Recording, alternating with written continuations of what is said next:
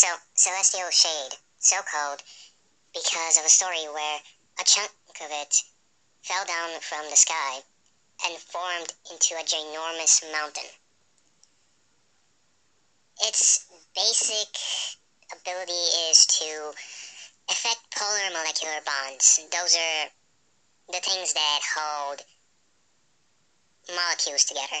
They're not exactly the types of connections that you would associate to chemistry. They're more like the extra static that connects molecules.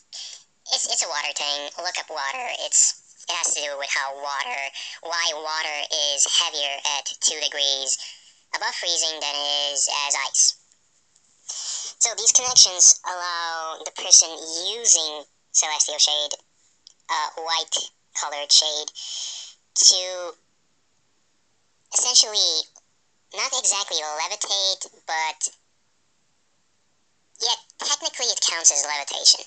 He can pull his sword towards him, Skywalker style. He can punch someone with the energy from a distance. It's more like if you're connecting a magnet to something than it is actually levitating stuff. It's more like, I guess a tractor beam would be a good analogy. Now, when it forms into a hardened state, it usually forms into a crystal instead of a rock. So, that's the thing.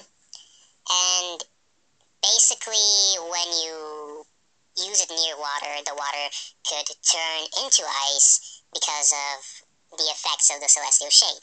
The celestial shade, also in the hands of a skilled shade user, can be used to cause water molecules to separate, and hydrogen and oxygen can then be re-sparked into a flame.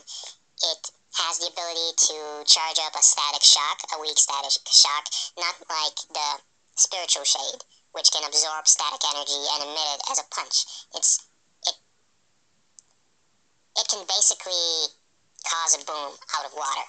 It can't make water burn, it can only make it explode. It causes a separation of hydrogen and oxygen, zaps that, and there's a weak explosion. It's nothing major. It would be really difficult, unless if you're inside a cave, to cause a significant explosion using celestial shade. But it does have the ability to remote punch someone, and it does form into a crystal. And if you know what you're doing, you could potentially encourage the volume of ice. Whatever temperature you're in, you can create ice out of water and stretch its volume. So that's the thing.